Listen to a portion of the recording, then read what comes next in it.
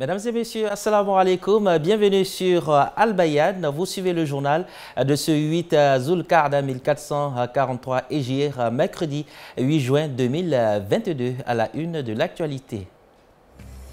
Cérémonie d'hommage au cheikh Ibrahima Niass dans la commune de Yopougon, la Tigania, une solution face au désarroi du monde actuel. Mythe ou réalité, c'est le thème au cœur des échanges. Dans ce journal, nous irons dans la ville de Tiémé, dans le district du Denguélé, au nord de la Côte d'Ivoire, pour magnifier la femme dans toute sa dimension. C'est une journée qui a été organisée à l'occasion de la fête des mères. Hors de nos frontières, en RD Congo, le roi belge Philippe a solennellement restitué un masque traditionnel, espérant marquer ainsi un nouveau départ dans les relations entre la Belgique et son ancienne colonie. La Tigania, une solution face au désarroi du monde actuel, mythe ou réalité, c'est le thème au cœur des échanges lors de la cérémonie d'hommage au messager d'Allah. Un instant de spiritualité en l'honneur du cheikh Ibrahima Niass qui s'est tenu le 4 juin dans la commune de Yopougon. Le reportage de Ahmed Bakayoko et Ousmane Diomandé. Comment se rapprocher d'Allah? Comment renforcer les liens fraternels entre musulmans ou mieux pratiquer le halal? Ce sont autant de questions à explorer afin de gagner la proximité d'Allah. La Tariqa Tidjania, à travers cette fenêtre de spiritualité, veut apporter sa pierre à l'édification d'un monde meilleur. De plus en plus, les pauvres deviennent de plus en plus pauvres et les riches de mieux en mieux riches. Ce qui crée un déséquilibre dans ce monde-là. Donc les gens sont, vous voulez, en parfaite inquiétude. Ils sont inquiets. Et la Tariqa Tidjania peut être la solution pour avoir, j'allais dire, un lien fort avec Allah subhanahu wa ta'ala. Et grâce à ce lien-là, on pourra accepter toutes les épreuves et en sortir grandi auprès d'Allah subhanahu wa ta'ala. L'une des pistes les plus importantes à la solution contre les dangers de ce monde est bien sûr l'éducation. Cette lucarne est aussi l'opportunité pour sensibiliser sur la nécessité d'une bonne éducation dès le bas âge. L'imam Swalio Ouattara appelle justement à la responsabilité parentale. Tout parent est comme un berger et chaque berger serait demandé comment tu as surveillé tes troupeaux. Dans cela, chaque responsable de famille serait demandé comment nous avons éduqué nos enfants et nous prions Allah, qu'Allah nous aide dans la bonne éducation de nos enfants, Inch'Allah. Les Tidjanites sortent d'une récente zaouïa à Fès, ville du Maroc, où repose le mausolée du cheikh Ahmad Tidiane.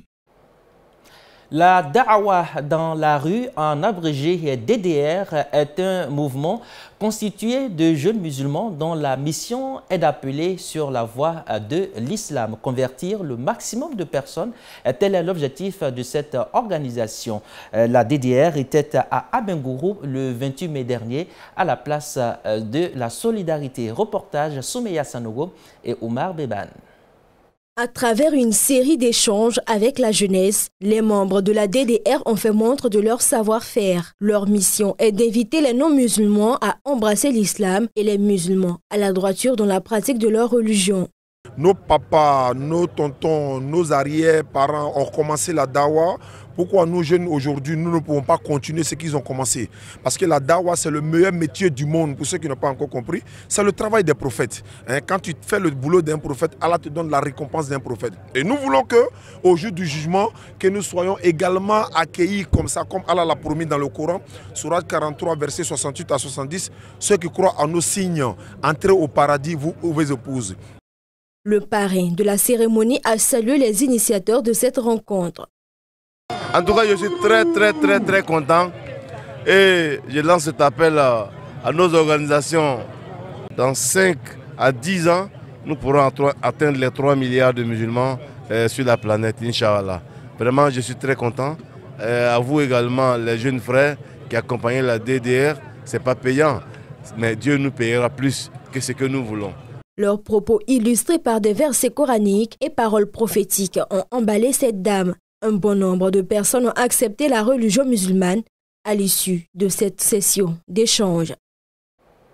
La coordination AUMC du groupe locaux a rendu visite aux malades du CHU de Cocody le 4 juin 2022.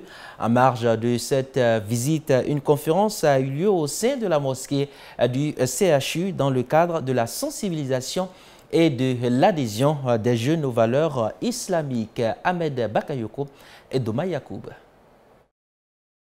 Engager des actions de charité dans le mois de jeûne, c'est bien, mais les prolonger, c'est encore mieux. Fort de ce fait, les jeunes AUMCistes du groupe locaux ont inscrit dans leur programme d'activité annuel des visites dans les CHU pour accentuer leur proximité aux côtés des malades. Un geste inspiré sans doute des attributs de l'islam, à en croire Ibrahim Moussa, le président du comité d'organisation.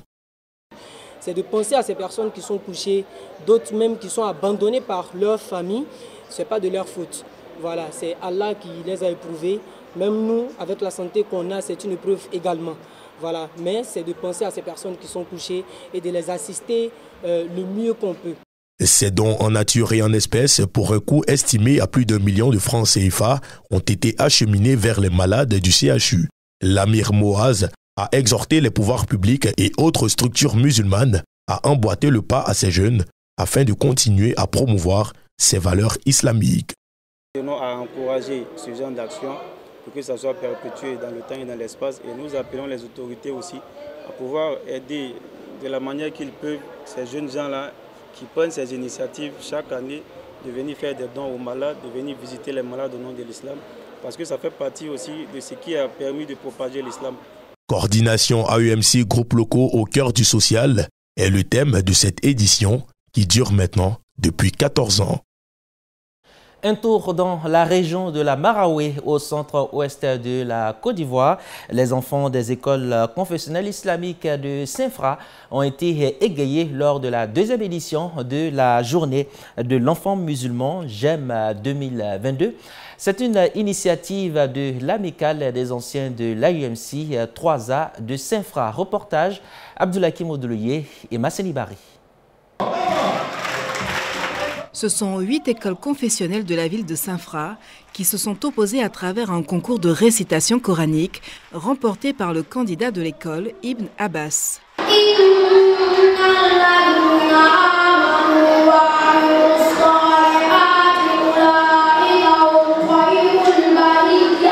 La journée de l'enfant musulman a été rehaussée par la présence d'un parterre de personnalités. Une cérémonie qui nous rappelle que tous, nous devons consentir nos efforts à l'éducation de nos enfants à la religion islamique. C'est une satisfaction que nous recueillons à l'issue de cette cérémonie, parce que nous avons vu le dynamisme de la communauté, nous avons vu vraiment l'intérêt de ce regroupement, parce que les enfants sont venus très nombreux.